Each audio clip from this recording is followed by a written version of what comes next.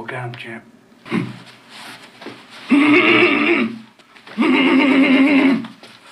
the boss, I'm the boss, I'm the boss, I'm the boss, I'm the boss. I'm the boss, I'm the boss, I'm the boss, I'm the boss, I'm the boss, I'm the boss.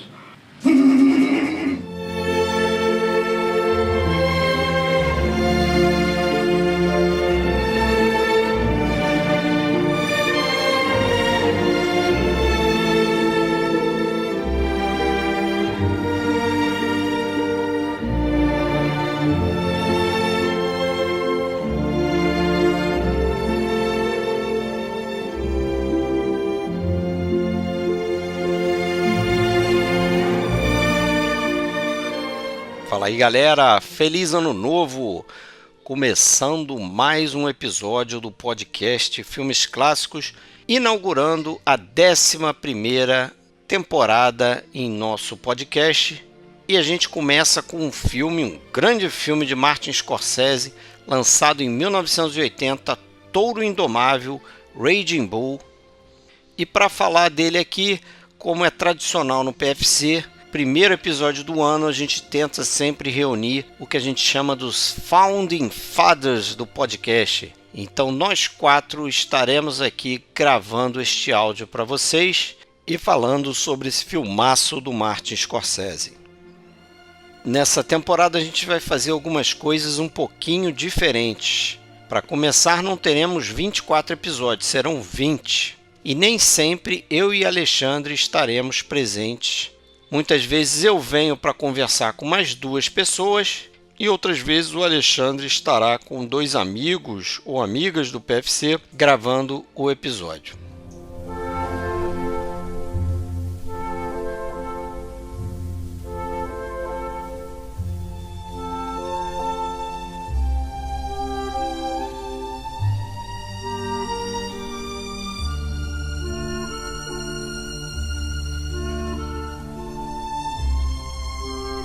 Galera, se você quiser ouvir mais episódios do PFC, procura a gente no seu agregador de podcast ou vai no Spotify. Você pode encontrar também nosso canal no YouTube, procure Podcast Filmes Clássicos. Lá tem lives, outros vídeos que a gente gravou e a gente costuma publicar os episódios por lá também. Se você quiser entrar na nossa comunidade no Facebook, procura Alexandre Cataldo ou Fred Sanjuro, porque a comunidade é oculta, então você tem que pedir acesso para ingressar. Não esquece de dar likes nas nossas redes sociais, avaliar a gente no iTunes e também no Spotify, que agora você pode dar umas estrelinhas para o canal e pode também deixar comentários se quiser falar diretamente com a gente. E por fim, você pode acessar nossa página oficial filmesclassicos.com.br.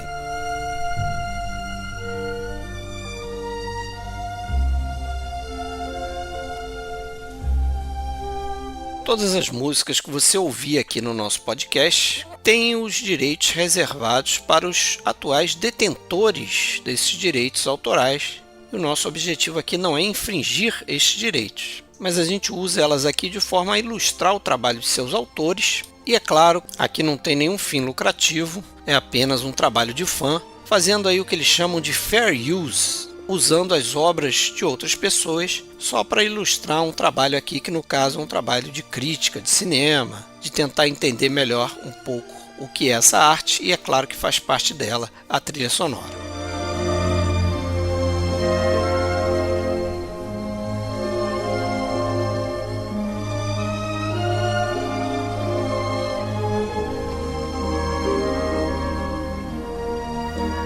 Fala aí galera, feliz ano novo para todos, primeiro episódio do ano, espero que tenham passado bem, de 24 para 2025, estamos aqui firmes e fortes fazendo a 11ª temporada do PFC, conseguimos reunir os Founding Fathers, os fundadores deste episódio, a gente estava até discutindo aqui antes da gravação, quando foi a última oportunidade que a gente se reuniu para gravar um episódio, eu diria que foi Superman, mas a confirmar, então estamos aqui, eu, Fred Almeida, falando do Rio de Janeiro, do Rio de Janeiro também fala Marcelo Renor, tudo bem? Fala galera, muito bem, um grande abraço aí, vai ser um prazer falar desse filmão. Hein?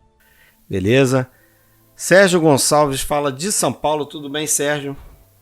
Tudo bem? Como é que vocês estão? É bom, você estava falando aqui, eu estava pensando, né? Se a gente acaba agora não lembrando porque já são muitas gravações, muitos filmes, ou se a gente vai ficando já muito velho, a memória já não vai ficando tão boa. Então, talvez seja uma combinação das duas coisas, né? Mas o fato é que continuamos aqui, depois de muitos anos. Isso aí. E voltando ao PFC, porque ele não gravou no último episódio, Alexandre Cataldo, direto de Blumenau. Fala aí, Alexandre. Tudo bom, Fred? Tudo bem? É bom ter os Founding Fathers aqui reunidos. Isso aí. Marcelo, Sérgio, bem-vindos novamente. Já são de casa, né? Construíram a casa, porra. Construíram a casa. É isso aí. Sensação nostálgica. Vamos falar então desse filmaço do Scorsese, que foi eleito, certo? Fizemos uma tradicional votação para eleger o primeiro episódio do ano. A famosa votação da galera. Isso, dos ouvintes, e ele ganhou de lavada, né? Sim. Eu acho que é o diretor que não ganhou episódio de diretor, que teve mais filmes aqui abordados. Né? Junto com De Sica, talvez, né? De Sica acho que foram 3 também. De Sica foram 3 e o Scorsese agora está sendo 3, né? A gente já tratou do Taxi Driver, já tratamos do... Os Bons Companheiros. E agora Touro Indomável. E esse foi eleito, né, numa live, né, ali no YouTube. Então foi na hora mesmo ali, né? O povo votando. É verdade. Isso foi bacana. Bem lembrado. E é curioso, eu fiquei moita na hora, deixei rolar. Mas o Touro Indomável, cara, eu vou ser o que vai levar porrada aqui, apesar de que eu gosto bastante do filme. Mas eu botei ele entre os clássicos superestimados, há 10 anos atrás. Lamentável. E eu me lembrei disso na hora, porra, vou levar porrada. Na hora de fazer esse episódio. Chamar o aí. Jake aqui pra acertar as contas com você. Não, mas eu revi agora, assim, cresceu um pouquinho no meu conceito. Eu continuo achando, meu problema de achar ele superestimado é que eu vejo muita gente. A American Film Institute votou ele como o maior filme dos anos 80, eu acho isso forçado. Tem muita gente que acha que é o melhor do Scorsese, eu acho que, pô, não. Acho que pelo menos tem uns 5 aí filmes que eu boto à frente dele. Assim, eu gosto muito dele, mas eu acho que o povo super elogia, assim. Não sei qual é a posição de vocês três, né? Principalmente agora. Eu concordo com você, tava pensando nisso hoje. Não tá nem perto de ser meu preferido do Scorsese, não. Não é meu preferido, mas entre os 5, fácil. Fácil. Mas ainda assim um grande filme pra mim. Eu acho um filmaço. Eu concordo também, não é o meu Scorsese preferido, e sempre às vezes a gente vê ele listando em lista de melhores filmes, isso que o Marcelo falou, né, melhores anos 80, sempre aparece e tal, e sei lá, eu acho um excelente filme, mas... Melhores não, Sérgio, votaram como o melhor filme da década. Então, mas às vezes assim, entra na lista dos melhores filmes, às vezes de todos os tempos, assim, ok, é um grande filme, sim, é um grande filme, tanto que a gente vai falar sobre ele aqui, mas...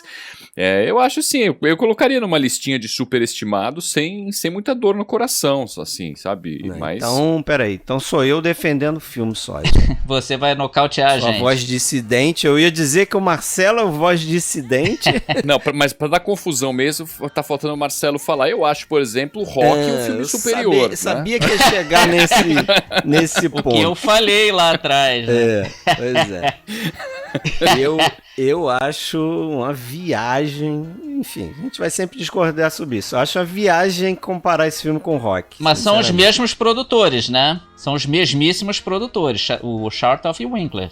Sim, então, são os mesmos produtores. Um filme tá ligado ao outro aí. Não, inclusive eles forçaram o United Arts a fazer o Raging Bull, colocando como moeda de troca deixar o United Arts distribuir o Rock 2, né? A sequência. Mas vem cá, vocês veem ele como superestimado por quê? Eu não vejo ele com essa superestima toda atualmente. Pode ser que tenha um momento ali, anos 90, talvez, porque assim, a recepção inicial dele foi mista, né? Apesar da chuva de indicações e tudo, né?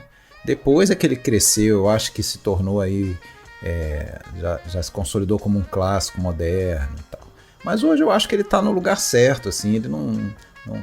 Acho que a opinião geral é essa, de que é um ótimo filme, mas não é, por exemplo, o melhor do Scorsese. Acho difícil alguém que coloque ele na frente, por exemplo, dos Bons Companheiros, né? Ou do Taxi Driver, por aí vai. Mas e aí, depois de Bons Companheiros e Taxi Driver, você coloca o quê na frente do Tony Cara, Domável? eu gosto muito do Rei da Comédia, por exemplo. Eu acho pau a pau, assim, não Não vejo muita vantagem. Eu teria que rever o Rei da Comédia, mas eu fico com o Toro Indomável. É o Eu acho que, Cassino pra mim, eu boto parelho. eu acho que das revisões aqui, entre nós, talvez pra mim seja a pessoa que o filme mais cresceu nessa revisão, assim. Porque pra mim, assim, ele tem aquele modelo de história, né, principalmente relativo a esporte, que depois você pode dizer que é meio um clichê, né, vira um clichê, essa coisa do lutador que, né, atinge o ápice e Ascensão aí e queda. tem a queda que é motivada pelo próprio comportamento, psicologia dele, né?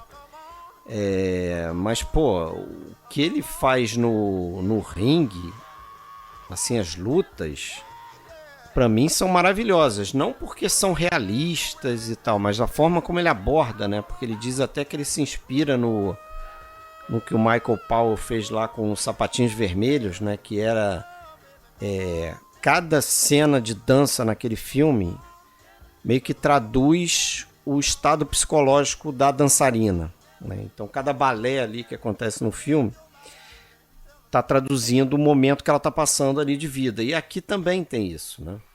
E aí ele aborda as cenas de luta, são quase sempre diferentes, né? Tem coisas mais sanguinolentas e tem, por um lado, Tem né? nevoeiro, Tem o fumaça, contrário, né? que onde ele tá lá, né, em franco descenso na carreira, ele é destruído pelo Sugar Ray, né? Naquela... Acho que é a última cena que aparece. Última luta, cena sim, de é a última boxe. luta. Última cena de luta. Que aparece Pra mim é a no melhor filme. cena do filme, inclusive. Aquela cena é maravilhosa. É muito boa mesmo. E ele se inspirou ali no Psicose, né? Ele fez muito em cima da cena do chuveiro do Psicose, os cortes e tal. Também, né? Ele tem várias inspirações, né? E outra ligação com Psicose, o filme é preto e branco um pouco por isso também, pra não mostrar o sangue, não ficar uma coisa brutal demais, que o Hitchcock tinha feito o Psicose preto e branco muito por isso também, né? E também para dar uma certa diferenciada dos outros filmes de boxe da época, que realmente era uma época que teve muito filme de boxe, né? O próprio Rock abriu essa... Ele diz que os dois motivos principais para a escolha do preto e branco ele estava fazendo um teste com um filme de 8mm colorido, aí filmando o Robert De Niro treinando, né, para fazer o papel do Jake LaMotta. Aí, como ele tem uma relação estreita lá com o Michael Powell, amigo dele, né? Michael Powell, diretor em inglês, inclusive, diretor dos Sapatinhos Vermelhos, e que era casado com a Thelma Schoonmaker, que é montadora do Scorsese, né? Então ele mostrou, aqui o De Niro treinando, não sei o que, e o Michael Powell viu aquele filme colorido e deu um toque nele, falou, pô, tem uma coisa me incomodando nisso aí, e aí se tocou, acho que eu sei o que é, são as luvas do que o Robert De Niro tá usando, que ficavam muito estranhas as cores, né, vermelho, assim, chamavam, ele disse que era uma distração. E outro motivo que ele colocou é porque ele também queria se aproximar à memória que muitos adultos tinham das lutas de boxe. O período de sucesso dele foi nos anos 40, né? Então era normal passar as lutas na TV e eram sempre em preto e branco. Ele dizia, né, que os adultos, o pessoal da geração dele ali, até mais velhos que ele, eles tinham memória em preto e branco da luta de boxe, né? Porque é como era transmitido. Ele queria que parecesse como aquelas notícias de jornal mesmo, a cobertura, a gente vê muito nas lutas a narração, né? Como se fosse da transmissão radiofônica da luta, essa coisa toda, remetendo mesmo às reminiscências. Que né? são as narrações originais, sabia? Em alguns casos são as originais da transmissão. Das lutas de verdade, né, do Jake. E é curioso, assim, que eu li o livro do Jake LaMotta, que é até um bom livro, cara, é todo em primeira pessoa e tal. E ele fala que ele imaginava a vida dele em preto e branco, cara. É muito curioso isso. Tudo convergendo. Inclusive isso é citado como mais uma possível causa para a escolha dos Scorsese, apesar de eu nunca ter declarado isso. Essa referência que o LaMotta faz, né? No livro dele. E assim, eu sei que eu sou parcial pra falar isso pra caramba, mas eu acho que o preto e branco ele dá uma dignidade assim a um filme. Não sei se é porque eu gosto de filmes clássicos e aí por isso que eu digo que eu sou parcial pro negócio. Mas sempre que eu vejo um filme preto e branco, eu já instantaneamente respeito um pouquinho mais. Eu acho que dá uma dramaticidade que a cor muito raramente dá. Não sei se vocês têm esse lado emotivo com a coisa. Sem dúvida. Né? Eu acho que torna um pouco mais atemporal. Né? Estranhamente, né? E os efeitos de fotografia, né, que ele consegue com preto e branco, particularmente aquelas cenas com fumaça, assim, aquilo não teria o mesmo efeito se fosse colorido aquilo, né? Com certeza. Mas isso a gente acha isso, né? Se for perguntar pro povão, pô, filme preto e branco. Preto e branco? Poxa, mas não tinha cor nessa época ainda? Se você pensar assim, 1980 já não era comum você fazer filme preto e branco, né? Claro que é muito mais do que hoje, né? Muito certamente. Raro. Agora, isso ajudou a aproximar também de influências ali, como do próprio filme noir, né? E a maneira como ele filma essas lutas, dá pra dizer que em alguns casos é expressionista mesmo, né? Então tem tudo a ver com a questão das sombras e tal. E teria que ser preto e branco. E acabou dando uma certa identidade, né? É muito próximo temporalmente, por exemplo, do Rock. Eles falam isso também, né? É próximo do Rock, é próximo do Campeão, aquele filme com John Voight. Né? Do Zeffirelli, né? É próximo até do Rock 2, né? Quando é que é o Rock 2? Sim. Aí? 79, um ano antes. Um ano antes, então né? Foi uma época que isso bombou. Teve um filme da Barbra Streisand também. Foi uma época que fizeram muito. Você tem os filmes mais, vamos dizer, comerciais, de boxe, e você tem o Touro Indomável, que acabou que o pessoal olhou pro Touro Indomável, e acho que esse preto e branco ajuda nessa escolha, porque ficou meio que aquela coisa de mistura de um filme de boxe na tradição americana, mas também a mistura de cinema europeu, né? Ficou mais artístico, né? Com certeza. Ficou mais artístico, exatamente. E eu acho que ele faz essa mistura. O Scorsese, né? A gente sabe do nível de cinefilia dele. E ajudou a ter tido tanto a última sessão de cinema do Bogdanovich, quanto Lua de Papel, também do Bogdanovich, e o Lenny. Foram 3 filmes em preto e branco ali dos anos 70 que fizeram sucesso com o público. Então, assim, o Scorsese conseguiu defender isso. Tipo, vocês estão com essa ideia de preto e branco mata na bilheteria, e é mentira. Quando teve filmes de preto e branco, foram um grande sucesso. Lua de Papel foi um dos maiores sucessos do ano. Então isso é bobagem e deu muito certo. E tinha outras coisas também, né, assim, que aí eu não li, mas eu imagino que tenha contribuído para isso também. Ele está fazendo um filme para United Artists. A United Artists era um estúdio que tradicionalmente dava maior espaço para o diretor, né? Eles se gabavam disso, de tentar influenciar o mínimo possível, né? Até acontecer lá... No mesmo ano, a gente já contou essa história lá, o Portal do Paraíso, né? A própria United Artists nasceu, o nome dela entrega, né? Na reunião do Griffith, da Mary Pickford, Douglas Fairbanks, e do né? Chaplin, e o Chaplin. Então, assim, a própria gênese dela é mais distribuir os filmes do que efetivamente produzir e dar essa liberdade maior mesmo. E como você falou, nesse mesmo ano eles tomaram uma pancada que nunca mais se esqueceu. Maior do que a do Jake. Mas no desenvolvimento do projeto teve uma certa resistência por conta, né, dessa questão até do excesso de violência e o próprio personagem, da maneira né? como ele lidava, do próprio personagem. O Jake é um cara complicado, cara. Se por um lado o sucesso do Rock ajudou a United a acreditar no projeto, né, que poderia ser rentável, um filme sobre boxe, por outro lado, esse filme ele vai na contramão em um monte de coisa, não só na questão do preto e branco quanto o colorido lá, como também não tem um final feliz, não é um filme pra cima, você não tem um personagem carismático, né? Vamos dizer, é um anti-herói, né? I got some balls. Like, take the dive. What more do you want? Huh? You want me to go down too? You don't understand. I had to fight a bum. He's a bum. Inclusive, quando eles levaram isso para United Arts, né, eram aqueles 2 produtores novos, né, recém-chegados na United Arts, o Steven Bach e o David Field, que a gente contou um pouquinho quando a gente fez o Heaven's Gate, né, o Portal do Paraíso, o episódio. Eram os caras que estavam aprendendo ali com a bicicleta andando, né? Estavam pedalando ali com a bicicleta andando, aprendendo ali enquanto estavam pedalando. Mas um deles teria dito, né, pro Robert De Niro quando perguntado o que você não gostou, o que você achava do personagem do Jake LaMotta, o cara teria dito, é uma barata. Pra mim era uma barata, é um inseto, assim, totalmente antipático, né? Total, né? Agora eu acho também que ajudou, talvez tenha ajudado também, o fato de justamente eles estarem com esse problema com o Portal do Paraíso, e teve um momento que eles meio que, assim, a atenção agora tem que ser no Portal do Paraíso. Quando eles viram que o Michael Cimino tava, né, cada vez botando mais e mais dinheiro ali para fazer o Heaven's Gate, e aquilo virou um grande problema, eles meio que esqueceram, deixaram para lá, deixaram rolando, melhor dizendo, né, os outros projetos sem muita interferência, né? Agora, o engraçado é isso. Se o Jake LaMotta, isso sempre me atrapalhou no filme, sim. Assim, eu não gosto de ninguém ali, né? Nem o Jake LaMotta, nem o Joey, que é o irmão dele, nem a mulher dele, não gosto de ninguém. Eles não são pessoas realmente carismáticas, né? Cativantes, né? Verdade. E no livro, cara, não sei se vocês leram o livro do Jake, que é o que, claro, criou o filme, né? Futuramente. Cara, ele é pior ainda, cara. Ele é um cara... A única coisa que eu acho legal dele é que ele é muito autêntico, ele fala tudo que ele fez de ruim. Então, assim, ele começou mesmo, assim, no começo ele era um guri bonzinho, aí só tomava porrada, e o pai dele ensinou ele a bater no mundo. Ele até falava, a única coisa que eu aprendi de bom do meu pai foi bate primeiro e bate pra derrubar, que era o lema do pai dele.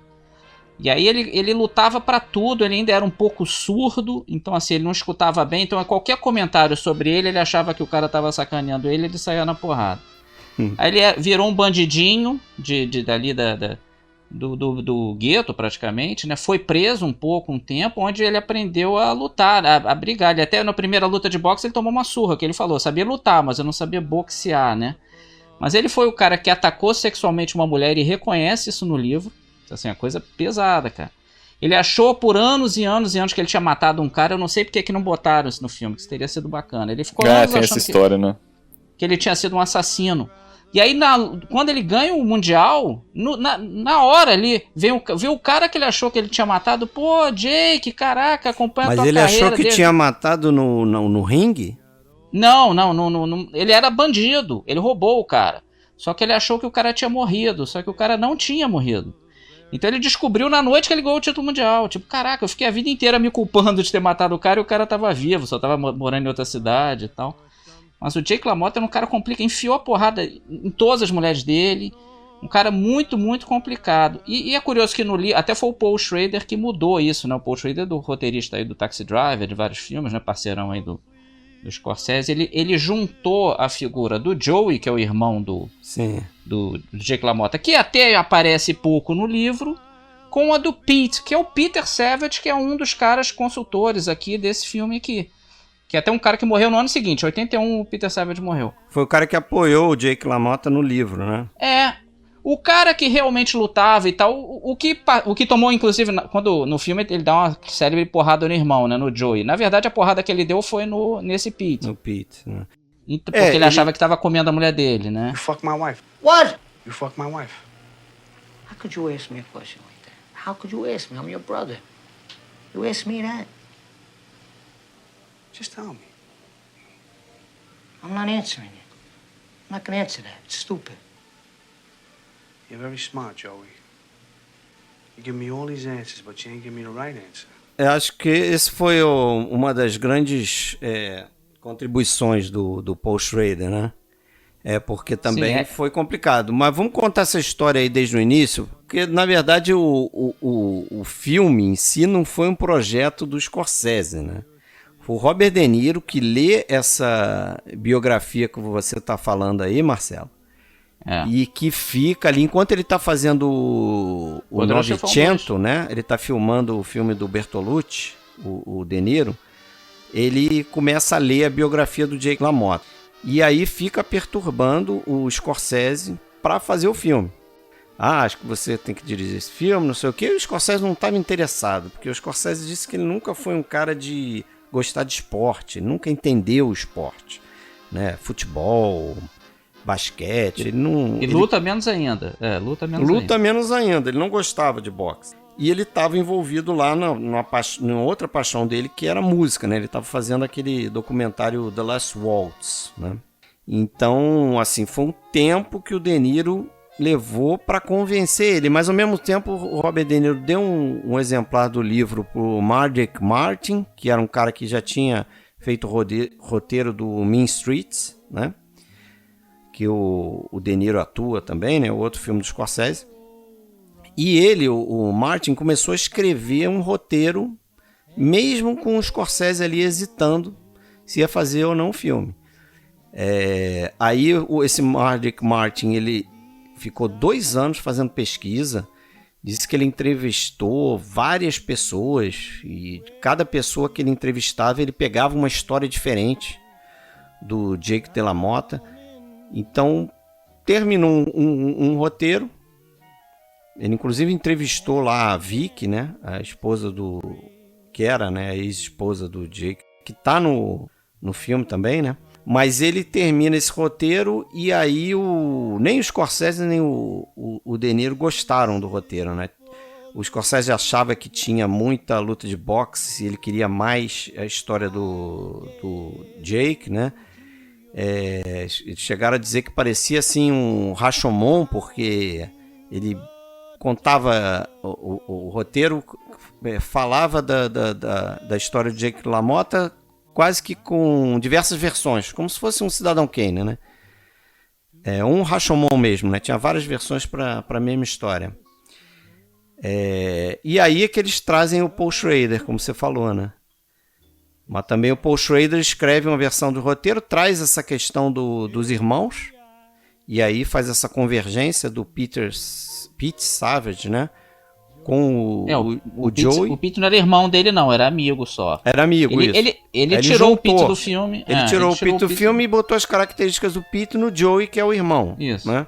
Exatamente. Mas também o Paul Schrader sai do projeto, porque eles não gostam também do roteiro do Paul Schrader. Tinha uma cena de masturbação na prisão que eles não entenderam e que não... Eles achavam que não tinha nada a ver com o personagem do Jake LaMotta. Seria na tal cena que ele soca a parede, bate a cabeça. Isso, aquela cena ali que acabou virando aquela cena do I'm not an animal, né? Que ele fica, não sou um animal, não sou animal. Que é bem curioso. Que cena forte aquela, né? E a cena forte, no mesmíssimo ano, teve o Homem-Elefante, que o Homem-Elefante fala também, I'm not an animal. Bem curioso isso, né? Em outro filme preto e branco, né? Outro filme preto e branco. Exatamente. Why you doing? Why? You're so stupid. You're so stupid. So fucking stupid. So stupid. It's gonna be an animal. I'm not an animal. I'm not an animal. Oh, you wanna treat me like this? I'm not that bad. I'm not that bad. I'm not that bad. E teve a história também, né, Fred, que o Scorsese estava passando por um momento pessoal muito ruim, né? Ele estava no fundo do poço, no vício em drogas e tudo. Então, é meio consenso assim que Toro Indomável foi o filme que tirou ele do buraco e colocou ele de volta, né? Deu um up na carreira, porque de repente, se não fosse o De Niro ali atrás dele, impulsionando ele para fazer o filme, talvez a carreira tivesse ido pro buraco, né? Carreira então, e a vida. Ele acha que podia ter morrido também. Sim, ele tava mal, ele chegou a ser internado, ele tava assim no fundo do poço mesmo, né? Então, mesmo eu que não amo tanto assim o filme, reconheço que a importância é absoluta para a carreira do Scorsese. Todos os filmes feitos depois devem um pouco ao Toro Indomável, porque salvou ele mesmo, né? E deu toda uma respeitabilidade que ele já tinha, mas ele estava num momento muito negativo. Ele tinha sido frustrado muito com New York, que foi um grande fracasso, né? Um musical que ele fez outro filme sobre música, né? Que era a paixão dele também, né? Que mas ali não funcionou. Não funcionou. E aí, uma vez que o Schrader sai, né? Dizem até que o Schrader jogou o roteiro na cara do De Niro lá, jogou pra cima dele. Então fica com essa merda aí, não sei o quê. E o Robert De Niro e o Scorsese resolvem se juntar. Eles vão lá para uma localidade lá meio remota, lá, passam um tempo martelando lá o roteiro, modificando o roteiro, utilizando coisas do Mardik Martin, utilizando coisas do Paul Schrader. Tanto é que o crédito do filme fica para o Martin, não o Scorsese, não é o Mardik. E o Paul Schrader, né? Não tem crédito de roteiro para o Scorsese e para o Robert De Niro, mas eles deram uma marretada lá no script, remodelaram e aproveitaram várias coisas dos dois, né? E aí tem uma série de influências que eles trazem para o filme, né? Uma vez que o Scorsese ele topa fazer o filme, aí ele entra de cabeça e começa a pensar como é que ele vai fazer essa abordagem a um filme de boxe, né? Já que, como a gente falou aí, tinham outros filmes de boxe fazendo sucesso no período. Mas vocês devem ter várias outras influências, mas as coisas que eu li, por exemplo, ele pegou um pouco do Body and Soul, né? Corpo e Alma, aquele filme Sim. de boxe com o John Garfield, né? Do Robert Rossen. Body and Soul, que é marcante pela questão da maneira de filmar a luta, né? Que o James Wong Ho, diretor de fotografia, usava patins, empunhando a câmera no meio da luta. Então dá toda uma fluidez, uma coisa que passou a ser até um clichê depois, né? E o Touro Indomável, ele repete muito isso, né? Você vê ali uns movimentos abruptos, assim, parece que a câmera tá até não sei se numa catapulta, num elástico que ela sobe num embalo, assim, quando o boxeador na primeira luta do Sugar Ray, quando ele cai, né? Dá pra ver. Eu acho que eu vi num trecho do documentário que mostra o Michael Chapman com uma câmera menor, né? Não essas câmeras tradicionais de cinema, ele com uma câmera menor na mão fazendo esse movimento que você está falando, né? Então tem mais facilidade. Mas, por exemplo, eles pegaram aquele Força do Mal, ele se inspirou no outro filme do John Garfield, só que não tem nada a ver com boxe, mas que tem a relação entre os irmãos. Isso. Né? Então ele se inspirou naquilo também para trazer essa ideia do Paul Schrader, né? De focar muito na relação do Joe e do Jake LaMotta, né? Ele pegou de sapatinhos vermelhos, como eu falei, aquele lance da bailarina, né?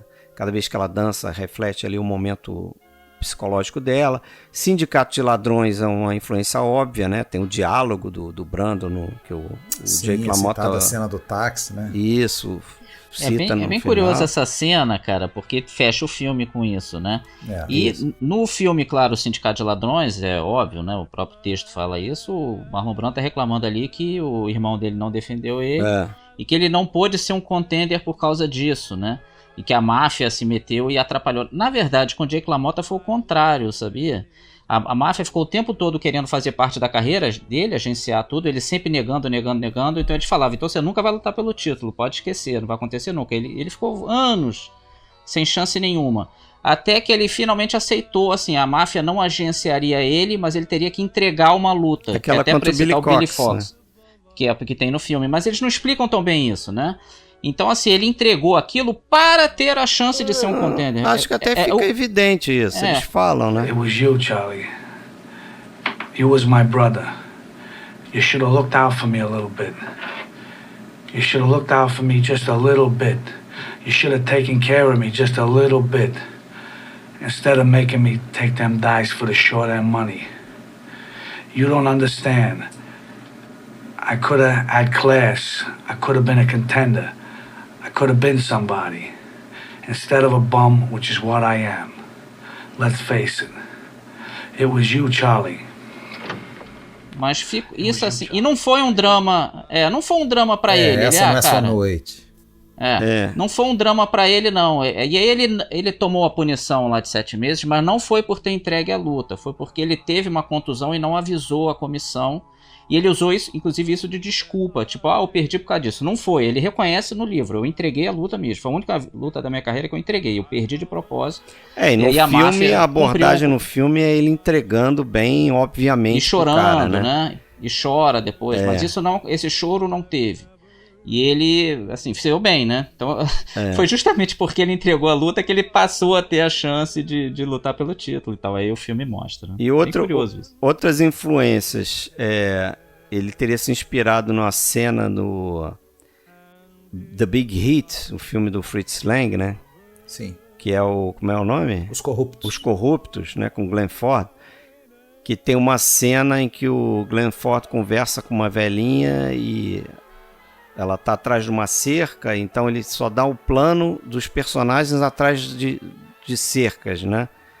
Com a cara toda quadriculada lá por causa da cerca, não sei o que, para dar aquela impressão de confinamento, né? Dizer que os personagens estão presos e tal. Ele usa essa ideia para fazer aquele primeiro encontro do Jake com a Vicky, né?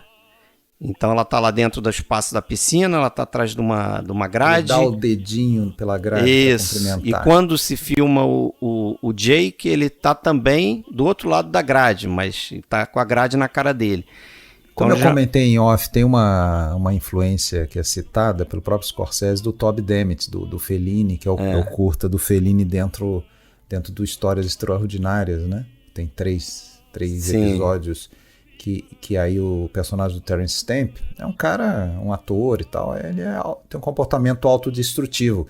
É baseado num conto do Edgar Allan Poe, né? O Never Bet the Devil Your Head.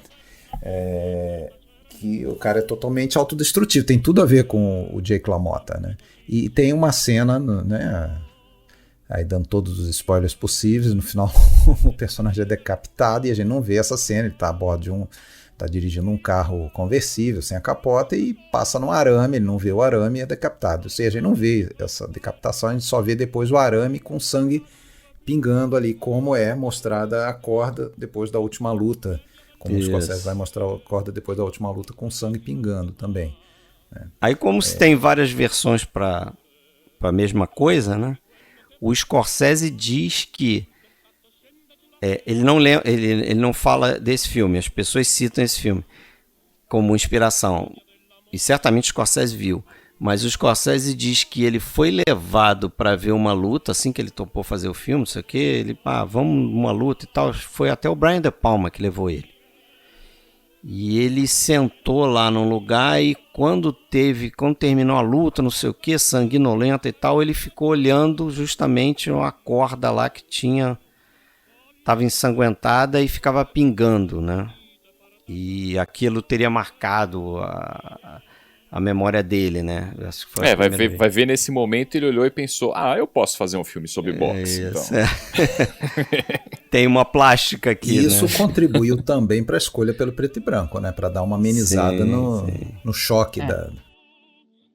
Não, também tem um certo exagero, né, naquela última luta do que Não, voa bastante, de sangue, né? Voa Jorra sangue do jurado. Tem, mas aí que tá. Vocês estão introduzindo um negócio que eu acho que pra mim é o tema do filme. O tema do filme é a violência, cara. É a violência. Violência? Eu discordo. Eu acho que um dos grandes temas do filme é a violência. Mas eu acho que a violência é a violência secundária. dele em geral, não só a violência dentro do ringue. Secundária é a violência em geral. Ele batendo na mulher, ele é violento com a mulher, ele é violento com o irmão. Então, mas por que eu acho que é secundário? Porque eu acho assim, esse filme, lógico, assim como os outros filmes de boxe também, eles não são exatamente sobre o boxe, né? Eles são sobre a trajetória do cara, do lutador. Mas esse filme é basicamente sobre insegurança, né?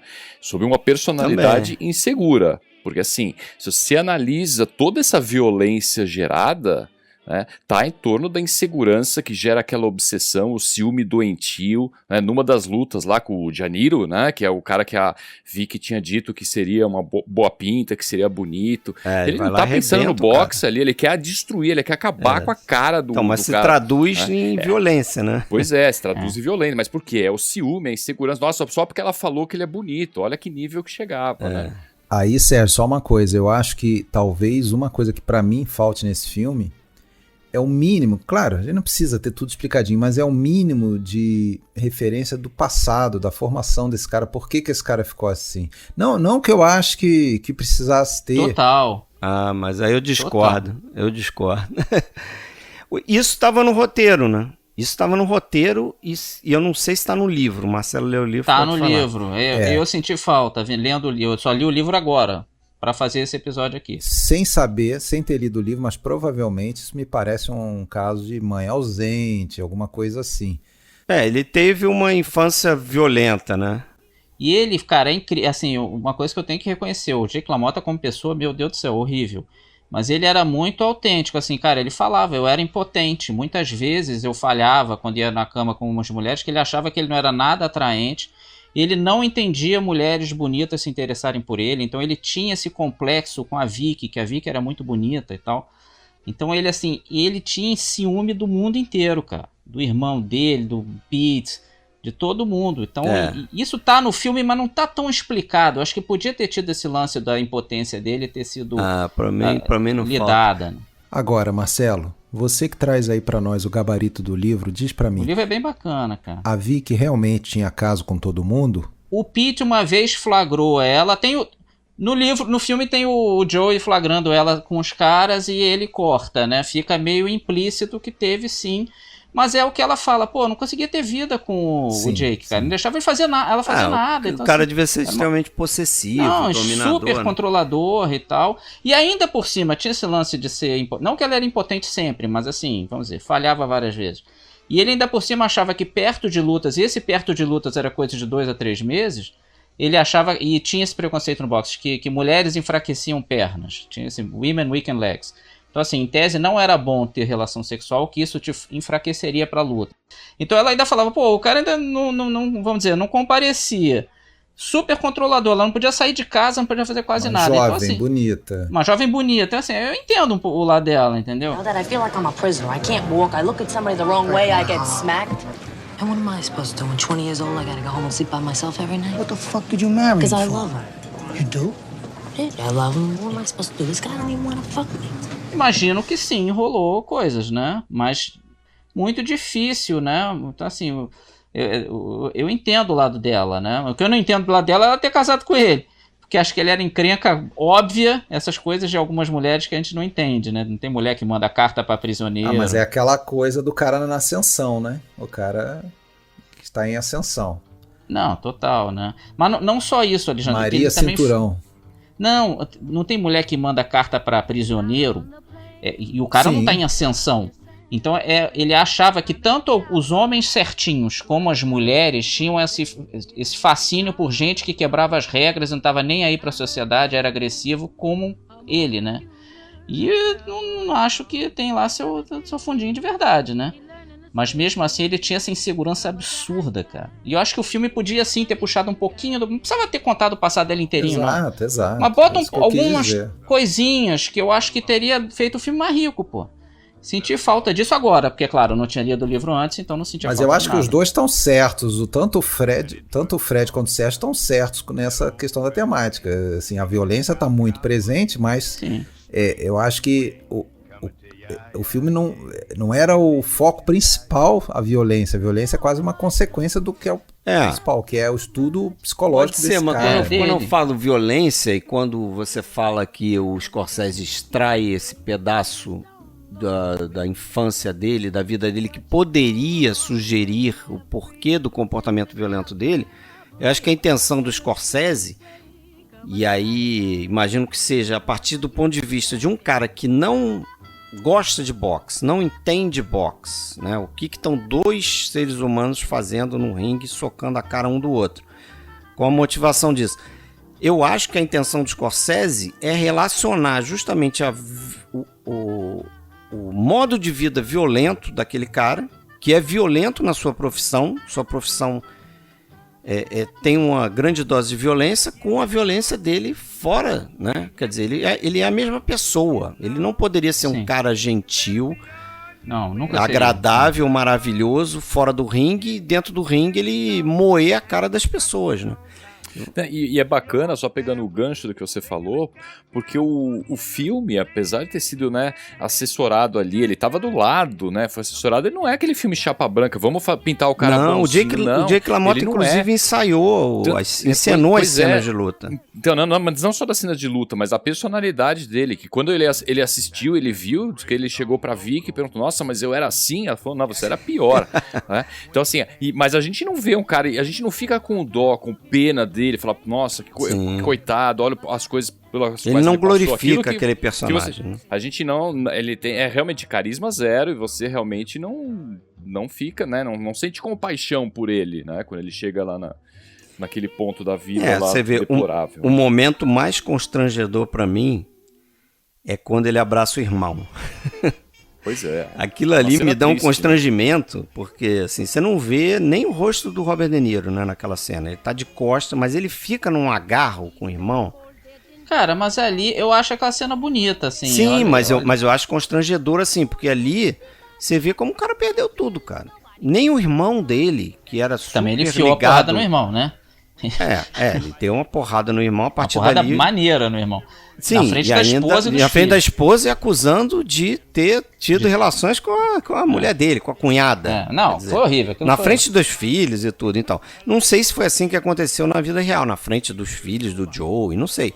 Mas assim, para o filme foi isso do que Pete, aconteceu. foi Então do- você entende como o Joey nunca mais quer ver a cara daquele cara, né? Não tem como. Só que é constrangedor você ver o cara saindo daquela birosca lá, né? Ele tentando fazer um show de stand-up lá, porque agora ele já não tá mais no bar dele, né? Quando acontece aquela cena, ele tá lá com uma mulher que você vê que é uma mulher ali meio que da noite ali e tal, né? Que ele é a companheira dele, ele tá com aquele excesso de peso, ele tá totalmente decadente saindo daquele bar, aí ele encontra o irmão, tenta um contato com o irmão e tu vê que ele tá ali tentando fazer o melhor dele, abraçando o irmão, passando, né? Um momento de mas carinho. foi a única cena que eu acho que assim, que eu gosto dele. Não, então, eu acho que ali ele viu, pô, você fiz tem merda, simpatia por pena, né? Sim, Você- mas é um recomeço, né, cara? É um cara reconhecendo. Mas que é um um recomeço, experimento. é uma tentativa, né? Eu acho que Sim, mas não caramba, chega a lugar Nem, nenhum. nem sei se é. O cara, ele tá. Não, mas assim, consegui. Ele Ajudou, tá com água sim. até o pescoço, né? Exatamente. Então, mas ele tá tão no fundo do poço que Não, fundo do poço. é comovente. E o que aconteceu com ele é que teve. Até o filme mostra isso, né? A justiça, ele fala isso bem claro. E eu acredito nele porque ele fala todos os podres dele. E ele fala, disso eu era inocente. Eu nem lembrava dessa tal garota que eles dizem que tem 14 anos e tal. Aí ele falou, se tinha alguma garota de 14 anos ali, não parecia porque não tinha menor jeito. Ele acha que aquilo ali foi esquema da polícia e do Isso que eu ia te sistema jurídico. perguntar, se no livro pegar- pra explica pegar se alguém aquilo ali famoso- foi plantado. Foi plantado, foi pra aparecer, né? Porque ele era um cara conhecido e tal. É o que ele diz no livro, claro que eu tô falando que ele... Mas ele, como ele fala todos os poderes dele, os crimes que ele fez, Não teria acho por que que não- ele não admitir, né? ele não admite isso. Então ele fala, cara, foi nisso aí me jantaram, porque não tinha nada a ver com isso aí. E acabou que ele foi preso, né? Tanto que ele ficou preso 6 meses, nem foi uma pena muito grande. E a próprio sistema jurídico chegou para ele, se você der $10 mil, a gente arquiva isso aqui na apelação. Aí ele não quis pagar e tal, e foi Preferiu preso socar mesmo. uma parede. Exatamente. Preferiu ir pra cadeia de novo do que... Até porque eu não sei se ele tinha tanto dinheiro assim também. Mas no é filme uma- ele tenta penhorar lá as joias do cinturão. As joias né? do cinturão, né? porque ele tava quebrado, né? Até é engraçado Não, ele foi- que o cara fala, porra, mas traz o cinturão, né? O cinturão é que vale muito mais. Eu não quero só as ele não- joias. coitado, traz ele- o cinturão. O cinturão é um Exatamente, negócio único, né? Joias não, né? Exatamente, né? Coitado, ele não era muito inteligente. Isso aí que essa cena mostra pra mim. O cara em tudo era burro, né? Porque ele vai Mas, lá, pega cara- o cinturão, nem pensa. Na mesma hora ele começa a arrancar as joias, né? Dá uma Chega com as joias e martelada fala, no e o cinturão? Cadê o cinturão?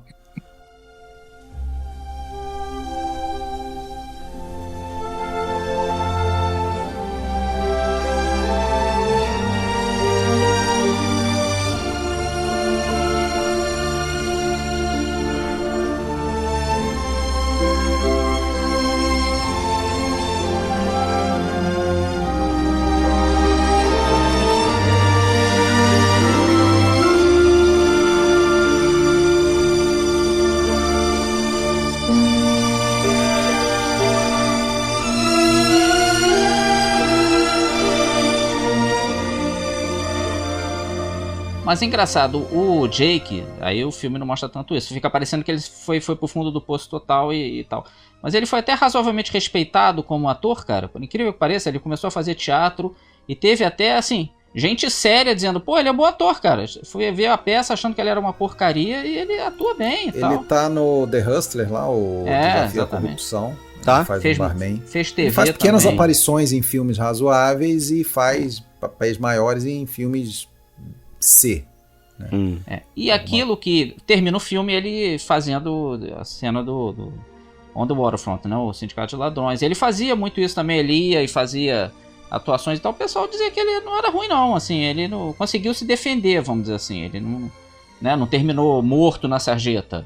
Aliás, ele viveu até 95 anos, pô. O cara foi longe. Tomara que ele tenha sido um ator melhor do que o humorista, se o nível das piadas que ele contava realmente é o que a gente vê no não, filme. é melhor né? do que no filme.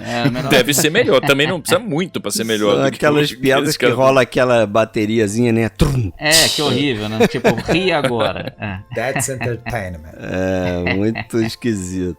Mas vamos falar aí dos atores, porque eu achei curioso como os atores foram se juntando, né? O Robert De Niro tá de cara no projeto, porque, como eu falei, é mais um projeto dele do que o Scorsese, né? Ele queria interpretar, inclusive o Robert De Niro, ele que tem essa visão, tem essa fixação nessa história de engordar 30 quilos para fazer o personagem. Então, quando ele lê a biografia, ele pensa nisso como algo que ele pode usar fazendo o papel do Jake LaMotta, né? Que ele chega e fala pro Scorsese, não, eu quero fazer esse cara, eu quero fazer esse personagem, adorei a biografia, e ainda tem isso. Eu pretendo realmente engordar 30 quilos, você vai ter que parar a filmagem, vai me dar um tempo para eu engordar para poder fazer esse período já decadente do Jake, né? E aí ele foi pra Itália, comeu macarrão pra tudo quanto era lá. Imagina... E ele disse que ele fez isso pra se... Ele é ator de método, né? Ele queria se sentir daquele peso mesmo. Porque eles podiam ter feito maquiagem ali, claro. né? Mas ele quis ficar gordão e tal, até perdia o ar. Né? E tem aquela cena, tem um plano em que ele tá, eu acho que na cabine telefônica, né? Que a barriga dele tá saindo por baixo da camisa. Ele levanta o braço pra barriga aparecer, né? Por baixo da camisa, aquilo ali fica muito evidente ali, né? É muito agoniante, né? A gente vê. Não, e tem o plano dele deitado na cama, né? E você vê o Robert De Niro levantando, você vê que aquilo ali não é nenhuma vestimenta que ele está usando, uma prótese, vamos dizer assim, né? Nem nada do tipo. É o barrigão dele mesmo. E ele manda muito bem, né? É merecido o Oscar para ele, né? Teve até uma maldadezinha na época de dizer que ganhou o Oscar por causa disso, mas é sacanagem. Ele ganhou porque ele foi ótimo mesmo. Foi ótimo e ainda fez isso, né? Porque isso faz parte do trabalho de ator. O cara se transformou para fazer o personagem mas não depois. se fazia... mas não se fazia muito isso realmente não. Meio que começou por aí, né? O normal antes era isso. Te envelhecia ou te engordava através de maquiagem. E ele fez mesmo, né? Ele se tornou aquele personagem anos e anos depois, né? Vamos dizer assim. É claro que isso atraiu atenção, né? Para a atuação, além da modificação corporal. Né? Agora, em falar em modificação corporal, não posso terminar nessa gravação sem citar uma coisa que me incomoda muito já na nariz cena, dele. O nariz. Ainda bem que não sou só eu. Poxa, o que é aquele nariz? É que ele tinha que ficar parecido com o Jake, né? Mas tem algumas cenas que eu acho que eles erraram a mão ali na prótese. Principalmente na abertura, né? Na abertura, exatamente. Na abertura. Aquele nariz realmente incomoda. Aliás, por falar em abertura também, né? Quando eu tava assistindo de novo, eu acho assim, os créditos iniciais desse filme são magníficos, né? Mostrando ele ali sozinho no ringue. A música clássica que toca também. A música tocando, ele por trás das Cavalaria cordas. rusticana. Que aquilo mimetizaria uma jaula mesmo, né? Um animal numa jaula. E repara que aquilo tá em câmera lenta, que é algo que eles vão usar depois ao longo do filme. Várias vezes, né? E aí eles usam a câmera lenta, né? O diretor de fotografia a gente já falou, o Michael Chapman.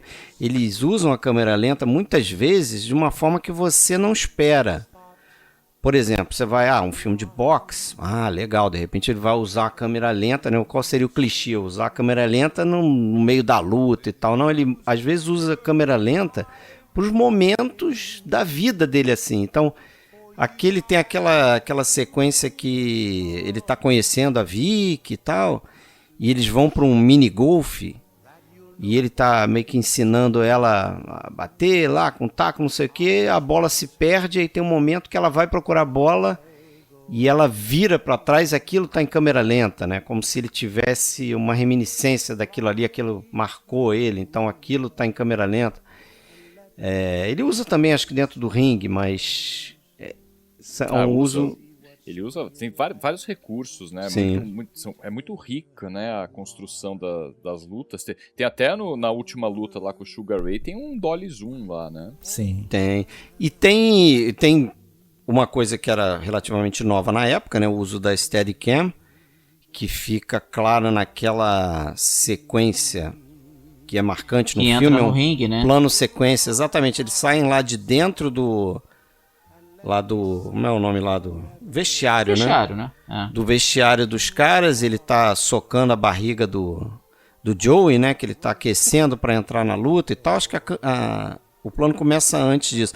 Mas aí pega ele percorrendo todo aquele túnel para chegar no ginásio, na arena. E, porra, aí ali tem aquela coisa que a gente vê cada vez menos nos filmes de hoje, né? Hoje, pra você encher uma arena daquela, você vai botar um monte de personagem digital ali, um público digital. Década de 80, não, né? Você tinha que meter um ringue lá, botar sei lá quantas pessoas dentro daquele negócio, 2.000 pessoas, e ensaiar aquilo e fazer aquela Cada coisa... Cada cabecinha é uma pessoa, exatamente. Não tinha beleza, não. É a sequência da luta contra o Cerdan, né? Cerdan. Quando ele vai lutar pelo título. Marcel Cerdan, isso. E era a obsessão da vida dele. E aí a câmera chega no ringue, né? Tudo aquilo ali é Steadicam, né? Que já tinham usado no Rock e agora usam aqui também. Aliás, deixa eu contar aqui a história do Marcel Cerdan, para enriquecer o episódio, que foi a última luta desse cara, né? Esse cara era campeão mundial também. E ele era casado, pai de 3 filhos, mas ele teve uma relação com a Edith Piaf, ele estava namorando a Edith Piaf, que estava se apresentando uma longa temporada nos Estados Unidos, e pouco depois aí da época retratada dessa luta, ele veio da França, pegou um voo na França para visitar a Edith Piaf nos Estados Unidos e tinha uma escala nos Açores, o avião bateu e morreu todo mundo. Então ele morreu com 33 anos, isso é citado no filme, né? Não tem mais ninguém para você lutar. Não, e seria a revanche dele. Eles já tinham combinado a revanche. Isso, o Cerdan. Até eu acho isso, assim, ao mesmo tempo eu reconheço que as cenas de luta são muito bonitas, mas eu lamento não serem maiores, assim.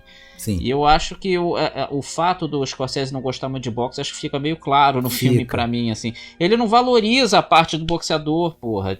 Porque por exemplo, não tá interessado em fazer um filme de boxe, né? Exato. Não, mas assim, valorizar um pouco por exemplo, o momento que tem no filme, mas é rápido e rasteiro, que é ele nocateando o Doteil, que foi o cara que substituiu o Cerdan, até o outro francês. Tem no filme? Tem, mas é rapidinho. Cara, foi uma luta que ele ficou apanhando a luta inteira, todo mundo já tava dando como perdido. Eu acho que são 9 lutas, né? Realmente, são 9 lutas que aparecem no filme, mas realmente todas muito rápidas. Muito rápidas. E assim, rápidas. diferentemente, né, do filme tradicional, do Rock, por exemplo, a gente não vê aquela etapa toda de preparação, uma longa preparação, superação, não, nada disso, cara. O filme não direciona a gente pra ter atenção e interesse em resultado carreira das lutas, né? É isso. Diferente do que acontece no Rock, diferente até do tá campeão que você citou. No homem, né? Exato. Tá a gente nem na história entende do direito, pra ser honesto. Sim, mas isso eu sinto mesmo falta. Se ele tá ainda disputando o cinturão, se ele tá defendendo o cinturão, ele luta com o Sugar Ray, depois luta de novo e luta de novo. Acho que são 3 lutas. Quer dizer, a gente fica até meio confuso, assim, em relação a isso. Acho que ele luta porque esse não é o foco. Não é o isso, foco. Alexandre, aí você pode dizer, não era o foco do filme, beleza, mas você bota mais 1 ou 2 minutos e você explica a importância disso tudo, não perde nada o filme e ficaria mais rico, pô. Ficaria mais rico. Sem contar que não tinha VAR nessas lutas aí. Tem umas 2 vezes ali que ele é garfado, né? Não, ele dizia que foi roubado mesmo. Essa do Doteil que eu tava falando, ele derrubou o cara no finzinho do 15º round, ele tava perdendo totalmente a luta.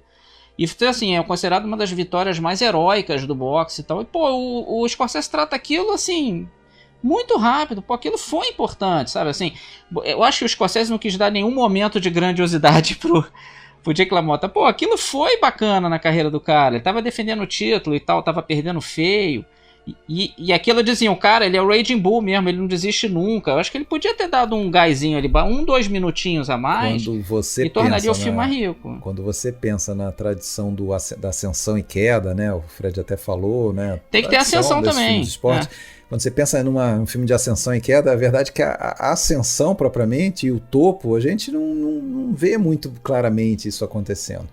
É muito breve. O filme é mais sobre queda. Eu mesmo. acho que ele mostra o topo, é muito breve e a gente confunde porque o topo, aí o Marcelo pode me corrigir, mas acho que o topo dele é quando ele vence o Sugar Ray. Porque ele é o primeiro cara a vencer o Sugar Ray Leonard, não é? Derrubar ele, Sugar Ray Robinson, né? Robinson. Leonard usava o Sugar Leonard Ray é o mais já é dos anos recente, né? 80. Mas o Sugar Ray Robinson, ele é o primeiro cara a lutar, acho que eles fazem 4 lutas, 5 lutas, assim. 5 ou 6, cara. Mas Foi ele muito. tira o cinturão do Sugar Ray, né? Que é logo no começo. Não, ele não do tira o filme. cinturão. Logo no começo do filme. Então, Ele assim, só a ganha, ascensão dele é muito rápida. Mas, de novo, é o ponto de vista do filme. Você quer ver um filme sobre boxe? Tanto Aí é, talvez assim, não seja o filme ideal. Né? eu acho que passa mais tempo na relação com o Joe e na relação com a Vicky. Sim, mas aí volta aquela reclamação do Scorsese do primeiro roteiro do Martin, lá do Mardik Martin, que era muito centrado nas lutas. E o Scorsese queria puxar para a história do Jake, né? Ele via... Não, eu entendo essa parada, só que, bota mais um pouquinho, cara. 2, 3 minutos de filme e você entenderia melhor o personagem, entendeu? Eu acho que isso teria ajudado o próprio plano do Scorsese. É que agora tá falando aí o Marcelo Renault, fanático por esportes. Não, também. Isso, é isso que eu ia falar. Tá falando um cara que gosta de boxe contra um cara que não se importa com boxe, que sou eu. Não, eu acho que isso pesa assim. Claro, você tem o espectador ideal pro teu filme e o que não é tão ideal. Claro, eu como gosto de esporte, eu vi oportunidades perdidas nesse filme. Tipo, se ele bota mais um gás nessa cena, ficaria um filme ainda melhor. Eu acho que ele perdeu essas oportunidades, talvez por não gostar de boxe. Eu acho que se ele fizesse isso, seria um filme de boxe como o outro. Não, acho que seria esse filme que a gente tem aqui um pouco melhorado. Eu não vejo como ele perderia nada do que ele fez. Seria isso e mais esse pouquinho que ele podia ter feito, que ele não fez porque ele não gostava de boxe, cara. Você vê que é um filme de um cara que não ama aquilo ali. Ele diz até que depois passou a gostar mais, né? Pra gente mas que não muito, conhece, não. Pra gente que não conhece, não liga tanto pro boxe, traduz aí, Marcelo, pra nós. O Jake LaMotta seria equivalente aqui jogador de futebol, aqui um Heleno de Freitas, um bad boy, com certeza. Um bad boy, com certeza, exatamente. Esse tipo de cara... Seria o Romário.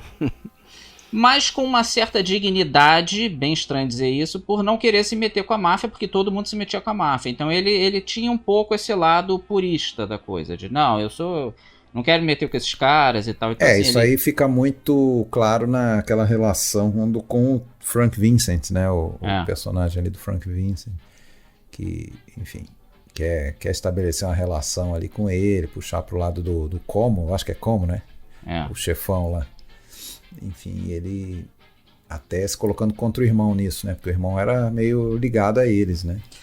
O irmão como agente dele, né? No filme, né? No caso, também entendia o jogo, né, cara? Entendia o jogo. Entendia.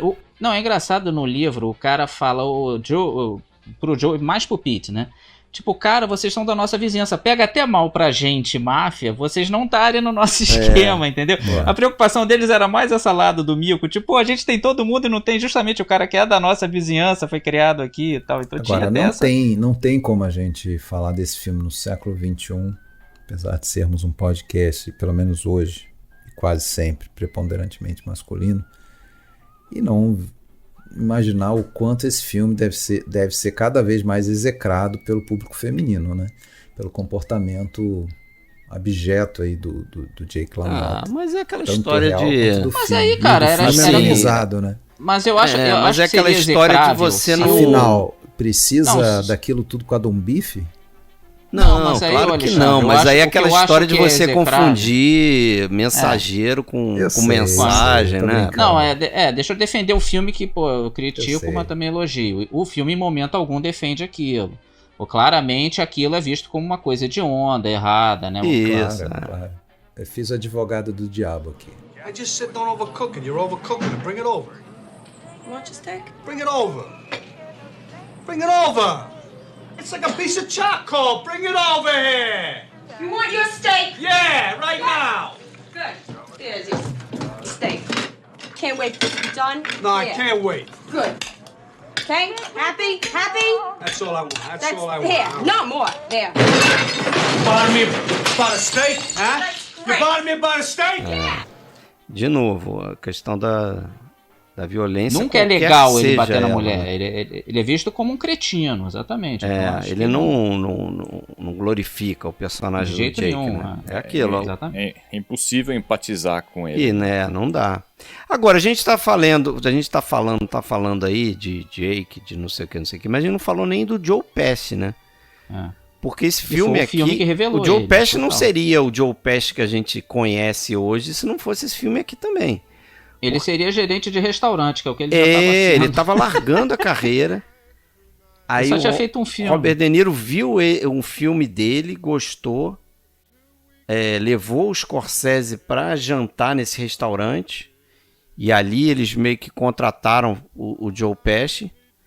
E é engraçado porque o Joe Pesci é que traz a Katy Moriarty, que é uma atriz também que não é, acho que ela Começou não era ali. atriz, né? Ela era modelo. Ela era. Pegaram ela mais pela atitude dela, era uma pessoa meio que. Mas o Joe Pesci conhecia ela e falou, pô, acho que essa garota aqui, eles aceitaram e acho que ela dá certo no filme. É uma dessas ocasiões que você vê que a carreira da pessoa não segue depois, mas para aquele papel, eu acho ela não compromete o filme, ela tá perfeita ali naquele papel. Sim.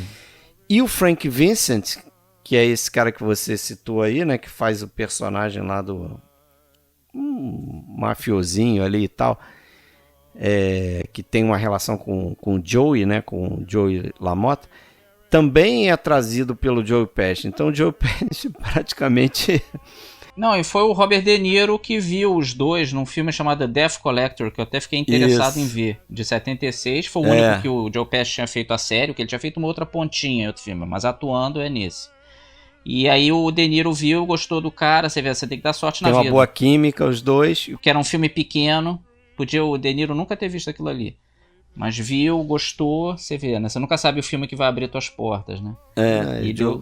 E viraram amigaços, não são amigos até hoje. Sim, e o Joe Pesci, pô, vai fazer outros papéis aí, né? Não, e ele arrebenta, né?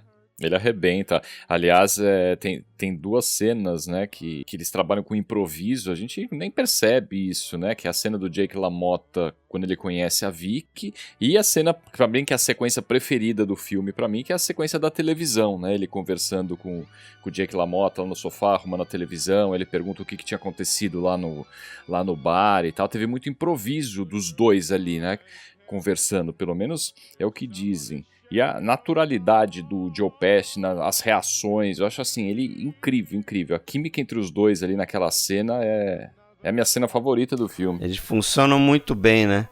E nessa cena você vê o personagem do Jake já comendo um sanduichão, né? O cara já tava se largando ali, né? Não, ele tá com uma meia, uma bermuda e uma camisa aberta mostrando a barriga, assim, é deplorável. Você olha pra ele e você fala, nossa, que horror. Comendo o sanduíche, tentando ajeitar a antena, ao mesmo tempo que você vê ali o processo dele, né? Essa questão da inferioridade, né? Ele já tá tramando ali um negócio ali. Nesse momento, aquela questão da insegurança já virou uma obsessão. Ele já tá obcecado. Quando ele tem fala assim, muito mata de todo mundo. Otelo esse, cara. Né? Ele fala, mata todo mundo, tem. mata fulano, mata o Tommy, mata o quê? Me mata também. Te mata? Te mata por quê? Naquele momento ele tem certeza que o irmão pegou a mulher dele quando ele não Well, go ahead and kill everybody. You're a tough guy. Go kill people. Kill Vicky, kill Salvi, kill Tommy Como, kill me while you're at it. What do I care? You're killing yourself the way you eat. You fat fuck. Look at you. What do you mean? I don't understand. What do you mean kill you? Me. Kill me. Start here. Kill me first. Do me a fucking favor. Because you're driving me crazy. You're a killer. You're a big shot. Just kill. You're a killer. Excuse me, what do you mean by you? Não, e ela ainda fala totalmente a coisa errada, né, cara? Ela alimentou a maluquice dele. Tipo, não fala isso não, minha filha, que ele é doido, pô. Pois é, mas dá pra entender o que ela fala, porque ele tá tão obcecado, ela fala, só que ela não sabe o diálogo que aconteceu no andar de baixo, poucos minutos atrás. Então, Não precisamos repetir os detalhes que ela fala. Não precisa, mas é uma coincidência. Ela simplesmente fala que foi com todo mundo. E aí ferrou. Certo? Mas naquele momento de que ele tá enchendo o saco, desconfiando dela. Então ela fala, é isso mesmo. Não, peguei e ainda todo mundo, termina falando, e é maior que o seu. Isso. Aí ferrou, né, cara? I fucked over Tommy, Salvi, your brother. Oh, I sucked your brother's cock. What do you want me to say? His fucking cock's bigger than yours, too! Aí Entrou em ebulição, né? Mas aí, até uma coisa que ele fala, que ele desistiu das lutas, é que ele começou muito jovem, também o filme também não trata isso, ele começou com 16 anos. E ele fala, o que o fez abandonar as lutas não foi ter tomado porrada tantas vezes, não foi soco, não foi nada, foi a droga de ficar baixando de peso, que é o drama aí de judoca, lutador, levantador de peso. E, cara, isso vai ferrando teus rins, vai ferrando teu organismo por dentro. Esse efeito sanfona de emagrece, engorda, emagrece, engorda. É uma loucura, cara. E pra ele, quando ele se aposentou, ele, graças a Deus, aí, claro, ficou gordo, né, cara? Aí isso é comum largou, também, né? Com muito esportista que tem que controlar o peso. Aí, quando para, minha amiga, é um drama. Ficou desleixado. É porque esses caras também estão acostumados a comer muito, né? Eles comem muita caloria porque eles gastam muito. Só que aí ele para de praticar o esporte, ele não muda o estilo de vida, hábitos alimentares, então eles ficam imensos mesmo. Outra pessoa importante nesse filme aí, a Thelma, certo? Chegamos na Thelma. A edição desse Thelma filme é brilhante, Schoonmaker. cara. A edição aqui é excelente mesmo. Edição sensacional, né? Ela ganha o Oscar com esse filme, né? E são os 2 únicos Oscars do filme, né? O ator pro Robert De Niro e edição. E edição, né? Montagem para ela. E ela conta uma história. Várias indicações também, né? Várias indicações. Mas ela conta uma história curiosa porque, apesar do filme ser preto e branco, o Scorsese faz uma escolha legal, que eu acho, que é filmar aquela elipse que tem ali, que ele conta, né, do casamento, do Jake e da Vicky e tal, e depois também o casamento do Joey com a esposa dele. Aquele trecho a cores que ele faz, eu imagino, usando o Super 8, né? Esse filme, Super 8. É o único trecho do filme que é colorido. E aí a Thelma Schoonmaker, ela diz que quando o filme foi exibido, ela recebeu a incumbência de ir em algumas salas de projeção para verificar se os caras estavam, né, exibindo no formato correto, como eles tinham pensado e tal. E aí ela disse que ela foi encontrou lá um projecionista quando ela foi visitar a sala lá de um determinado cinema, que o cara estava cortando esses trechos coloridos do filme porque o cara achou que aquilo tinha sido um erro. Ele falou, não, o pessoal que montou o filme aqui, que me entregou o filme, montou com um filme caseiro no meio. A galera fez merda aqui. Aí o cara tava tirando aquilo do filme, né? Porque você imagina, o cara não... Troféu projecionista do ano. Projecionista do ano. O cara não... Evidentemente, o cara não devia ter visto o filme, né? Ele só tava vendo ali na película, de repente, no meio do filme, tem um negócio colorido lá. Eu falei, que porra é essa? Parece um filme caseiro. E é feito pra ser um filme caseiro, né? Inclusive, o Scorsese diz que ele... Aliás, o Michael Chapman fala isso, que para filmar aqueles trechos, primeiro o Michael Chapman tentou filmar, porque eles queriam fazer um aspecto de filme caseiro, né? Como é que é um filme caseiro, principalmente daquela época? O cara não segura a câmera direito, a câmera toda hora tá filmando o pé, tá indo para lá, tá indo para cá, não enquadra direito. Aí eles não conseguiam filmar. Eles faziam, né? Muito porque bonitinho. Tem o instinto do fotógrafo, né? Então ele quer enquadrar direito. Ele falou, não, Scorsese, então tenta você. O Scorsese também automaticamente tem esses instintos, o cara é o diretor e tal, né? Aí o que eles fizeram foi dar na mão dos motoristas ali, dos Teamsters, né, que eles chamam, o pessoal do sindicato ali, deve ser os motoristas da produção, né, o cara que leva caminhão de equipamento, essas coisas, falou, não, pega aí a câmera aí e filma aí, cara, a cena é essa daqui, filma aí. E aí ficou aquela coisa toda tremida, toda esquisita, né? Mas funciona. Claro, E ela trabalha com o Scorsese até hoje, né? Sim. Ganhou 3 Oscars com ele, né? Não, parceiraça, né? O Joe Pesci, esse povo todo. Agora, né? vocês falaram do Homem-Elefante, né? Na relação daquela cena do Eu não sou animal. Foi um filme que empatou em indicações naquele ano, né? No Oscar, 8 indicações. E eu lamento o John Hurt ter competido com o Robert De Niro, né? Eu queria que o John Hurt tivesse ganho, mas realmente ali era 2 pesos pesadíssimos. Só dava pra ganhar um, né? Mas uma pena. E aí aquela coisa, o John Hurt com 1 tonelada de maquiagem na cara. Ali não tinha jeito, né? E o Robert De Niro engordando 30 quilos, entendeu? Agora, o Scorsese perder pro Robert Redford, e aí? Cara, eu sei que vocês vão vomitar em mim e tal, mas eu... É o quê? Entre Dois Amores? É isso? Não, Gente Como a Gente. Não, é o Gente Como a Gente. Eu gosto muito... O Gente Como a Gente é um filme do Bergman, praticamente, né? Assim, é um filme americano que puxa bastante. Como eu gosto muito do Bergman e tal, eu gosto muito do Gente Como a Gente também. Então eu não sou desses que vomita quando falam, pô, que absurdo, Gente Como a Gente ganhou. Na verdade, eu teria votado o nome Elefante. A pior coisa você já falou, cara. A pior coisa você já falou. Botar o Rock na frente do Tony Indomável. Cara, pode falar o Gente Como a Gente. Não é? O pior você já falou. O Rock é um filmão, cara. Que você odeia e tal, mas é um filme muito bonito. Não odeio, mas não é melhor do que o Raging Eu acho o Bull. Rock, ele com o tempo foi ganhando essa respeitabilidade, né? Que ele era visto... E nem é melhor que o Taxi Drive. Não, o Taxi Drive eu acho melhor que os dois, tranquilo. Vamos nessa, Sérgio. Não, vocês eu acho acham... o Rock um filmaço. Por exemplo, todo mundo... E o Taxi Drive? Não, o Taxi Drive é um dos E o melhores filmes da Oscar minha vai vida. para...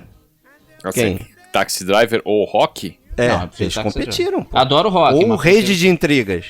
Eu prefiro o Olha, Rock, o Rei de mesmo ano. Intrigas e o Taxi Driver ao Rock. O Taxi Driver pra mim é melhor que os... Como é que é? O Taxi Driver pra mim é o melhor filme de 76. O segundo é o Rock e o Sim. terceiro o Rede de Intrigas. E o que foi feito da Cat Moriarty, hein? Ela teve carreira, mas sem tanto brilho, né? Porque ela foi indicada Foi coadjuvante, e tal, né? mas Assim Mas como ela Joe não é uma Pesci também super atriz, foi. né? É uma atriz competente Foi. e tal, mas não é um extremo talento. Não acho. Mas ela atua até hoje? Eu não Atua, lembro mas dela essas em coisas outro assim, filme. faz filmes pequenos, né? Que vão direto pra TV, pra streaming. A gente realmente não via muito. Até fez um outro filme com o Robert De Niro também. Mas nada de super destaque, né? Mas. Qual é? Não tem o Touro Indomável 2? Parece que tem, né? Tem? Eu não nem sabia disso, tá? Eu descobri hoje Nossa. isso. É um filme de 2012, Deve ser 2011. uma coisa horrenda. Nossa. Anos e anos depois. Acho melhor a gente continuar fingindo que não sabe. Não Não sabe. pra todo mundo. Como gosta de falar, como o Lobão gosta de falar, ele pergunta assim, mas quem que cometeu esse filme? Esse filme foi cometido por quem? Agora, voltando ao assunto, vocês claramente acham o Touro Indomável melhor que Gente Como a Gente, pelo que eu entendi. Mas esse, por exemplo, Eu não lembro do Gente Como a Gente. Por Eu tenho exemplo, que rever, mas... Nossa, É o que- gente como a gente assistir no Festival de Verão. não, tem que ver direito, pô. Então. O cara, por exemplo, pra mim o Gente filme Como a Gente, eu só lembro que é um filme de chorar. Não, é um filme muito bonito até. E pra mim, o melhor filme desse ano é o Iluminado, que foi concorrente ao Framboesa de Ouro. Você vê como as coisas mudam, né? Eu acho o Iluminado mais filme que o Touro Indomável. É claro que vai ter gente que vai discordar, tem gente que tá ouvindo a gente me odeia agora, faz parte, né? Mas mas, ó, o Touro Indomável não ganhou, né? Concorreu ao melhor filme, ganhou ator. Até fui Ator curioso. coadjuvante, Joe Pesci não ganhou. Atriz coadjuvante, Cat Moriarty não ganhou. Melhor diretor, Scorsese também não ganhou. Fotografia, Michael Chapman. Melhor som. A E fotografia venceu perdeu pro Tess. montagem. Fotografia, eu até fui olhar a fotografia, pô, que absurdo, não ganhou e tal. E realmente ele perdeu pro Tess, cara, que é do Roman Polanski, que foi muito bom também. E que tem uma fotografia linda também. Aí aquele caso que foi concorrência pesada mesmo. Deixa eu só complementar a informação aqui, então. Touro Indomável 2, The Bronx Bull, 2016, de um tal Martin Gigi, William Forsythe, Joe Mantegna, Tom Sizemore, Penelope Ann Miller, nota no IMDb 4.8. A gente não viu também, tá bom? né? A gente tem que ser honesto, a gente não viu, mas tudo indica que realmente... Claro, e eu pelo menos não vou ver, 4.8. Agora que você me falou, talvez eu vá conferir. Mas deve ser fraco, realmente. Mas assim... Paul Sorvino. Aqui, outro filme da Cat Moriarty com Robert De Niro. Ela fez com Qual que é? A Máfia Volta ao Divã. Ah, tá. Não sei se eles fazem um casal, não sei, talvez. Acho que sim. Ó, acho que pelas fotos aqui eu não lembro desse filme. É uma comédia até legal, né? Com Billy Crystal e tal. Agora você vê, o Robert De Niro trouxe o Joe Pesci pra vida do Martin Scorsese e depois vai trazer o Leonardo DiCaprio, né? Que ele fez um filme que ele enfia a porrada no Leonardo DiCaprio, quando o Leonardo DiCaprio ainda era guri. E ele fala pro Scorsese, ó, tem um ator surgindo aí que acho que você vai achar bem interessante. E depois, claro, o DiCaprio fez vários filmes aí com o Scorsese também. Meio que substitui, né? Exatamente. O Scorsese. Mas bem bom. Até eles fazerem esse filme aí, né? Assassino da Lua das Flores, né? Isso. Juntam os dois, né? O É um bom filme também, né? Scorsese é uma lenda mesmo, né, cara? Entre os cineastas italianos, ele é top de linha, assim. Ele é um dos 10 melhores, tranquilo, da história, assim. Não digo da história do cinema, mas do cinema americano, acho que sim, cara. Ele realmente é incrível, cara. O que esse cara fez de filmaço, pelo menos uns 10 filmes dele são ótimos, assim. Pô, qual é o diretor que pode falar isso, cara?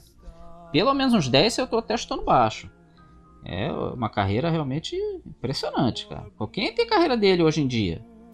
Né? Quando ele espero que ele viva muito ainda, mas quando ele se for vai ser uma ausência muito sentida. Ainda por cima é um grande cinéfilo.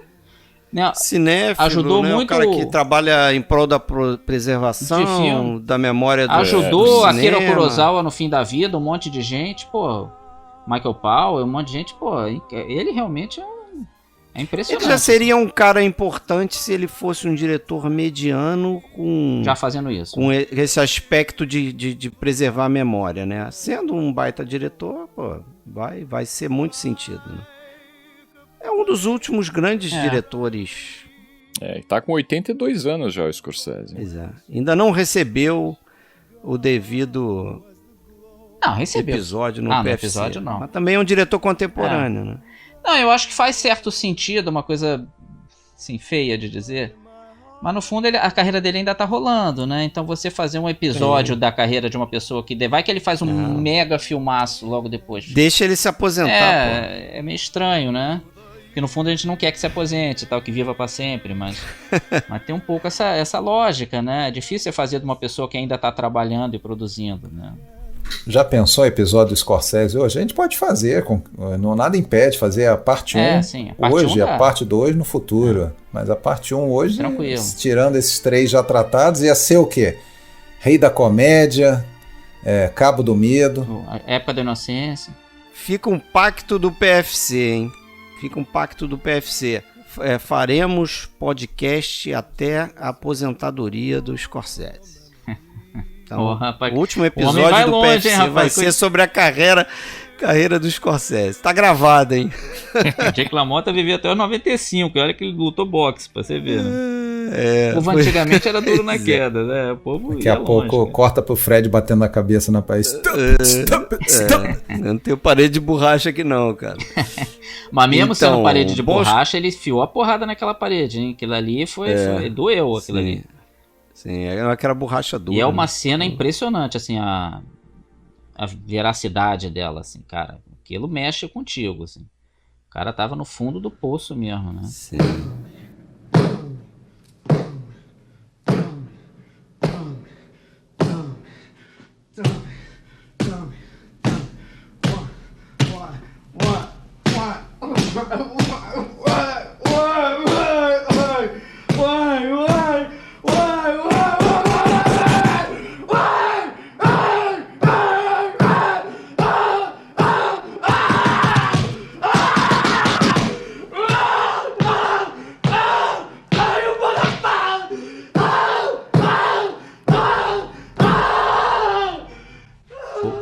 Que até o que ele fala no filme, no livro, perdi até minha respeitabilidade, né? Pelo menos eu ia nos lugares, era bem tratado, ele começou a ser tratado como leproso, por causa desse negócio da menor de idade lá, que ele jura que não teve nada a ver e tal. Então ele perdeu tudo mesmo, perdeu mulher, contato com os filhos, dinheiro, respeitabilidade. Então assim, por exemplo, teve uma homenagem à carreira do Sugar Ray Robinson, chamaram todo mundo menos ele. Ele falou, eu fui o cara que deu a primeira derrota dele. Eu lutei 6 vezes com o cara, ele ganhou o título mundial de médios contra mim, e e não me chamam, aí era por causa disso, né? Então, realmente, pesado, né? É pesado, eu né, diria que por um cara que não acompanha boxe, o nome do Sugar Ray Robinson, pra mim, é mais conhecido do que o Jake LaMotta. Claro, eu conheço o Jake LaMotta por conta do filme. Mas ele foi mais boxeador que o Jake, né? A gente tem que reconhecer isso. Ele foi mais sério na carreira e tal, teve menos derrotas. Sim. Mas acho que o pessoal conhece mais o Sugar Ray Leonard, que usou o nome em homenagem ao Robinson, né? Porque o Robinson é mais antigo, né? Mas os dois muito famosos. Tanto é que eu confundi. Mas então, os filmes de Martin Scorsese. Tá? Cabo do Medo, Rei da Comédia. Os aí. Infiltrados. Tem o After Hours, a Época da Inocência. Última Tentação de Cristo. Cassino. Isso. A Cor do Dinheiro. O Alice Não Mora Mais Aqui. Depois de o horas. Irlandês, O Depois Douglas de horas. Waltz. Tá, vão ser quantos Douglas Waltz. episódios? 5 episódios. Fora o que a gente já tem, né? Touro Indomável, Não. Taxi Driver e coisa. Não, e acho que também fala um pouquinho desse filme que a gente já fez, né? Não precisa passar batido, né? Isso. Taxi Drive aí, você não falar nada, acho meio estranho. Mas isso Mas só são vai filmes acontecer incríveis. daqui a 15 anos, quando o Scorsese se aposentar. Certo? Isso aí. Tomara. Muito bom. Porque eu arrisco dizer até que talvez ele não tenha um filme ruim, né? Tem filmes melhores e filmes piores. Eu não assisti todos os filmes, por exemplo, eu não vi O Silêncio. O Silêncio é legal, eu gostei bastante. Eu não vi Vivendo no Limite, né? O Bring Out Eu the não Dead. vi o que talvez... Kundum eu não vi. Vivendo no Limite é o Nicolas Cage, né? É isso. Mas não parece ser um filme ruim. Eu digo Eu ruim não vi mesmo, o Boxcar ruim. Berta. O Boxcar Berta é... Esse eu vi. O comecinho da carreira mas dele. É o começo da carreira modesto. dele É. e tal. Mas tem qualidades ali no filme, né? O Alice Não Mora Mais Aqui é um filme legal, acho que é um... É legal, primeiro, um bom filme. Primeiro não, né? Que o primeiro é o Caminhos Perigosos. O primeiro grande filme dele, vamos dizer assim. Mas o Alice Não Mora Mais Aqui é um filme bom. Aí depois Taxi Driver. New York realmente é um ponto baixo, mas não é assim, nossa, que horror, não dá pra ver e tal. Não, tranquilo. Cor do Dinheiro é um bom filme. Última Tentação de Cristo, Cabo do Medo eu adoro. Época da Inocência, acho um filme muito bom. Então... Não, mesmo filmes mais conhecidos, tipo Kundum, dá pra ver tranquilo. Esse eu não vi. Vivendo no Limite. Cara, eu tô olhando aqui a carreira dele. Cara, não tem nada ruim. Não tem nada. Nem Pois é. médio. Até o último Tirando filme esse- dele é bom, eu gostei. E mesmo não é um filmar. e transitando por estilos, né? Eu gosto bastante da invenção de Hugo Cabret também. Também. É Que é uma legal adaptação pra do caramba livro também. bem bacana também, né? E que tem tudo a ver com o amor ao cinema, né? Pois é, Então, pois é. É muito uma declaração bacana. de amor ao cinema, né? Eu gosto de Gangue de Nova York, apesar de que Eu tem gosto gente que não bastante, gosta né? muito, acha meio exagerado e tal. Eu gosto. O O Aviador. Aviador, cara. O The Departed, que deu o Oscar pra ele, né? Os Infiltrados. Infiltrados, Gosto né? bastante. Um que eu não gosto tanto é o Shutter Island. Não gosto tanto. Esse- Eu também Medo, não curti acho, né? muito. Mas é bom filme, assim. Mas é um não bom filme, não é um filme ruim. É. Nossa, perdi meu tempo, que bosta. Não existe isso com esse cara. Talvez, tirando aí, realmente eu acho que a gente tem que dar esse desconto. O primeiro filme dele, o Who's That Knocking on My Door, é fraquinho, mas pô, aí o cara tá fazendo com orçamento de padaria, cara. Não dá pra você cobrar do cara filme- um puta filme no primeiro filme dele com dinheiro nenhum, né? É sacanagem. E até teve um lance que ele tava fazendo muito, fez esse Boxcar Berta, e eu não sei se foi o Brian De Palma, foi um desses grandes, falou, ô Scorsese, você tem que parar com esse negócio de ficar fazendo filme B, cara. Vambora, vamos fazer um filme A aí, porque senão você vai ficar a vida inteira sendo aí um sub Roger Romero. Tá artístico Vambora. demais, né? Exatamente, aí ele foi mais para a linha do fazer um cinemão, né? E graças a Deus, né? É isso aí. Não, sem dúvida. Mas beleza, senhores. Acho que tá legal. Fizemos aí Muito um bom bom episódio sobre Touro Indomável. Muito bem. Até a próxima. Estamos Próximo. Grande iniciados Feliz ano em novo. 2025. Feliz ano. E Lembrando que o próximo só em um mês, hein?